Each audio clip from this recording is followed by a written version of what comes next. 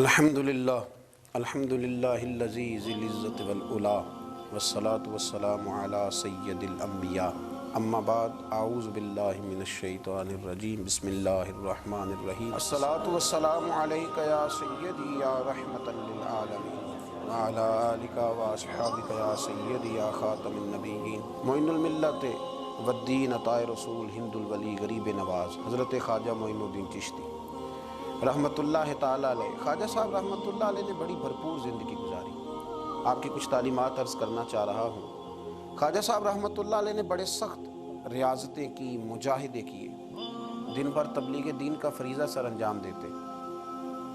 خواجہ صاحب رحمت اللہ تعالیٰ علیہ کے خلفاء فرماتے ہیں کہ خواجہ صاحب روزانہ اتنا لنگر پکواتے تھے، اتنا وسیع لنگر ہوتا تھا کہ جتنے مرضی لوگ شام تک آتے تھے لیکن وہ ختم نہیں ہوا کرتا تھا۔ لیکن اپنا حال یہ تھا کہ رات کی پکی ہوئی ایک روٹی لیتے تھے،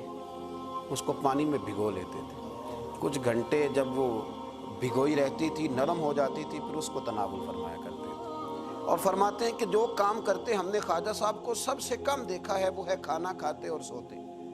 یہ دو کام کرتے ہم نے انہیں بڑا کم دیکھا، اور زیادہ تر ان کا وقت عبادت میں، ریاضت میں، تلاوت میں گزرا کرتا تھا۔ 50 سال کا عرصہ انہوں نے اس طرح گزارا ہے کہ عشاء کے بعد تھوڑی دیر کے لیے، چند گھنٹوں کے لیے گھر تشریف لے جاتے تھے، پھر واپس لوٹتے تھے اور فجر تک مسجد میں عبادت کیا کرتے تھے۔ کئی دفعہ حضرت خواجہ اجمیر علیہ رحمہ پر وہ وقت بھی گزرا ہے کہ ایک دن میں 2 قرآن پاک ختم فرمایا کرتے ہیں۔ ایک دن میں 2 قرآن پاک، ایک قرآن پاک صبح میں ختم ہوا، ایک قرآن پاک رات میں ختم کر دیا۔ خواجہ صاحب علیہ رحمہ اس درد کے ساتھ تلاوت فرماتے تھے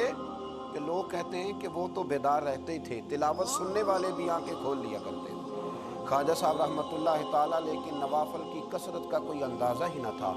خواجہ صاحب کے ریاضتیں، مجاہدے، عبادتیں، یہ ساری چیزیں اپنی جگہ مسلمہ تھیں۔ اس کے ساتھ ساتھ جب وہ اپنے خلفاء کی، اپنے مریدوں کی تربیت کرتے تھے تو رنگ نرالا ہوتا تھا۔ خواجہ قطب الدین بختیار کاکی رحمت اللہ علیہ فرماتے ہیں جب میرے شیخ، میرے مرشد، میرے ملجا، میرے آقا حضرت غریب نواز رحمت اللہ تعالیٰ علیہ مجھے دلی بھیجنے لگے تو میں نے عرض کی کہ حضور کچھ نصیحتیں فرما دیں۔ تو کہتے خواجہ صاحب نے مجھے 4 نصیحتیں فرمائی، 4 باتوں کا درس ارشاد فرمایا۔ سب سے پہلے خواجہ صاحب نے فرمایا یاد رکھنا درویشی اس طرح کرنا کہ بادشاہی معلوم ہو، فقر اس طرح کا ہو کہ تم بادشاہ معلوم ہو۔ اور دوسرا خواجہ صاحب رحمت اللہ تعالیٰ علیہ فرمانے لگے جب کوئی تیرے پاس آئے نا تو وہ خالی نہیں جانا چاہیے، بھوک لگی ہو تو اسے روٹی ملنی چاہیے، کپڑے کی ضرورت ہو تو اسے خیرات ملنی چاہیے، علم کا بھوکا ہو تو تیرے پاس قرآن و سنت کے دلائل کے انبار ہوں، اور اگر وہ درد لے کے آئے نا تو تیرے بھی آنسو ہونے چاہیے اور سامنے والے کو وہ آنسو ہی نصیب ہونے چاہیے۔ ہر ایک کو ہر شے دے کے بھیجنا، کوئی کمزوری نہ رہ جائے۔ اور تیسرے نمبر پہ فرمایا خوشی میں تو ساری دنیا ہی ہنستی ہے، جب خوشخبری آتی ہے تو سب ہی ہنستے ہیں، پر قطب الدین میرے ساتھ وعدہ کر سب سے زیادہ تیرے چہرے پر اس وقت مسرت ہونی چاہیے جب رب تجھے آزمائش میں ڈالے، سب سے زیادہ تیرے چہرے پر اس وقت مسکراہٹ ہونی چاہیے جب اللہ کریم تجھے کوئی آزمائش دے۔ یاد رکھنا دکھوں میں ہنستے رہنا، اس کی طرف سے آنے والی آزمائشوں کو اس کا تحفہ سمجھنا۔ قطب الدین یہ تیرا رنگ جب بنے گا تو پھر میں سمجھوں گا میں نے تربیت کی۔ اور چوتھے نمبر پہ فرمایا یاد رکھنا دشمنیاں نہ پالنا، بلکہ دشمنی کے جواب میں بھی دوستی پالنا، اس لیے کہ جو دشمنیاں پالتے ہیں وہاں بغض پیدا ہوتا ہے، اور جو دوستیاں پالتے ہیں ان کے دلوں میں اللہ محبت کی خوشبوئیں پھیلا دیا کرتا ہے۔ یہ انداز تربیت حضرت خواجہ اجمیر علیہ رحمہ کا، یہ انداز، اور فرماتے ہیں ہر آنے والے کے ساتھ ان کا انوکھا رویہ۔ خواجہ حمید الدین ناگوری رحمت اللہ علیہ فرماتے ہیں کہ میرا یہ حال تھا کہ میں بڑا خوبصورت تھا خواجہ صاحب کے پاس آنے سے پہلے، بہت سارے لوگ مجھ سے محبت کرتے تھے، تو جب میرے اندر کچھ تھوڑے سی حسن تھا، کچھ خوبصورتی تھی تو میں اس سے آگاہ بھی تھا، میں سمجھتا تھا۔ کہتے ہیں جب حضرت خواجہ کی خدمت میں آیا میں نے کہا حضور مرید کر لیں، تو کہتے ہیں کیا انداز تربیت تھا۔ فرمانے لگے جہاں پہلے ہی اتنے لوگ بستے ہوں وہاں معین الدین کیسے بسیرا کرے گا، اتنے لوگوں کی موجودگی میں کیسے آؤں گا میاں، پہلے اتنے بسائے ہوئے ہیں، سب کو نکال۔ حضرت خواجہ اجمیر علیہ رحمہ نے جب یہ کہا تو خواجہ حمید الدین ناگوری رحمۃ اللہ علیہ اٹھ کے قدموں میں بیٹھ گئے، کہنے لگے حضور سارا زمانہ میرے پیچھے بھاگتا ہے، پر اس طرف بھی تو غور فرمائے نا، میں اگر بھاگا ہوں تو معین الدین اجمیری کے پیچھے بھاگا ہوں، حضور مہربانی فرمائیں۔ خواجہ اجمیر نے بیعت فرمایا، جب اٹھ کے باہر نکلے نا تو ایک شخص کہنے لگا حضور یہ نوجوان ہے، میں اس کو جانتا ہوں، اس طرح کے نوجوان یوں ہی ہوتے ہیں۔ فرمایا اچھا تو جانتا ہے نا، پر معین الدین کا بننے سے پہلے جانتا تھا، اب یہ میرا بن گیا، اگر جاننا ہوا نا تو ذرا جا گلی میں کچھ لوگوں سے بات کر رہا ہے، دیکھ لے کیا بات ہو رہی ہے۔ خواجہ حمید الدین باہر نکلے تو پرانے یار ملنے آ گئے، انہوں نے کہا چلو، آپ فرمانے لگے میاں اب نہیں جانا، اب دو گلیاں یاد کرنی ہیں، ایک جو شیخ کے گھر جاتی ہے اور دوسری جو واپس آتی ہے، اب دوبارہ بھائی کہیں بھی نہیں جانا۔ نے کہا جناب وہ فلاں بھی بلا رہا ہے۔ خواجہ حمید الدین صاحب نے کوئی بڑا ہی جملہ بول دیا، فرمانے لگے وہ بلا رہا ہے تو کیا ہوا، اب تو جنت کی حور بھی بلائے گی تو نہیں جانا، اب نہیں جانا، اب میں نے تربیت لے لی ہے، اب میں نے فیض لے لیا ہے، اب میں نے ادھر ہی توجہ رکھنی ہے جہاں کا میں ہو گیا ہوں۔ ایک در پھڑیے محکم پھڑیے، پھر ایک دئی ہو کے مریے، یک در گیر تے محکم گیر۔ یہ جگہ جگہ جانے کا کیا مطلب، یہ تربیت ہے، یہ انداز ہے، یہ معیار اور یہ سٹیٹس خواجہ صاحب نے اپنے مریدوں کو سکھایا۔ اتنی عبادت ہے، اتنی ریاضت ہے، اتنی تربیت ہے، پھر بھی رو پڑے ہیں، پھر بھی بڑھاپا آیا ہے تو تڑپ اٹھے،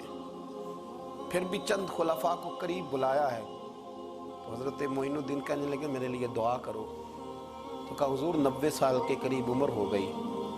زندگی بھر آپ کو وضو میں دیکھا حضور، زندگی بھر سجدے میں دیکھا، زندگی بھر رعنائی میں دیکھا، تبلیغ میں دیکھا، خدمت میں دیکھا، لوگوں کو کھلاتے دیکھا، گھر کے اندر سے لے کر باہر تک ہم نے آپ کو دوسروں کا سوچتے ہی دیکھا، آپ نے تو اپنے لیے سوچے کچھ نہیں تو روتے کیوں ہے، دعا کیوں کراتے ہیں؟ فرمانے لگے یار زندگی پوری عمل کیے ہیں، لیکن میرے لیے دعا کرنا، کہیں ایسا نہ ہو کہ اعمال کی گٹھڑی لے کر جب رب کی بارگاہ میں جاؤں تو مالک کہے کہ عمل تو بڑے ہیں پر میرے لائق کوئی بھی نہیں، بڑے عمل ہیں پر میرے لائق کوئی ہے تو بتا۔ یار یہ جتنی گٹھڑی ہے نا اعمال کی، تمہیں بڑے بڑے حسین نظر آتے ہیں، پر ان میں سے کوئی مالک کے لائق بن جائے، میری کوئی قبولیت ہو جائے، میری قبولیت میں نیواں تے میرا مرشد اچا تے میں اچیاں دے سنگ لائی، تے صدقے جاواں انہاں اچیاں تو جنہاں نیویں نال نبھائی۔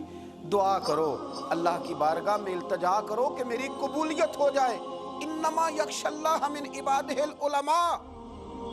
قرآن مجید نے کہا کہ اللہ کے بندوں میں سے جو عالم ہوتے ہیں ان میں خشیت ہوتی ہے، ان میں خوف ہوتا ہے، وہ چونکہ جانتے زیادہ ہیں تو وہ ڈرتے بھی زیادہ ہیں، ان کے اندر احساس بھی زیادہ ہوتا ہے۔ حضرت عبداللہ ابن مسعود رضی اللہ تعالیٰ عنہ فرمایا کرتے تھے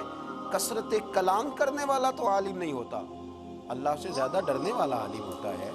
کثرت کلام والا تو عالم نہیں، وہ جس کے دل میں خشیت زیادہ ہے وہ بڑا عالم ہے۔ میرے نبی پاک علیہ السلام نے فرمایا میں تم سب سے بڑھ کر اپنے رب کو جاننے والا ہوں اور میں تم سب سے بڑھ کر اپنے رب سے ڈرنے والا ہوں، کیونکہ میں جانتا زیادہ ہوں تو میں اپنے رب سے ڈرتا بھی زیادہ ہوں۔ حضرت خواجہ اجمیر علیہ رحمٰن نے تربیت کی، لوگوں کے مزاج سوارے، لوگوں کے دل سوارے، اور خواجہ صاحب نے تربیت کی اور تربیت کے مراکز بھی قائم فرمائے۔ اجمیر کے فیضان سے پھر دلی میں خواجہ قطب الدین کا مرکز قائم ہوا، پھر اسی فیضان سے پاک پتن میں بابا فرید الدین گنج شکر کا مرکز قائم ہوا،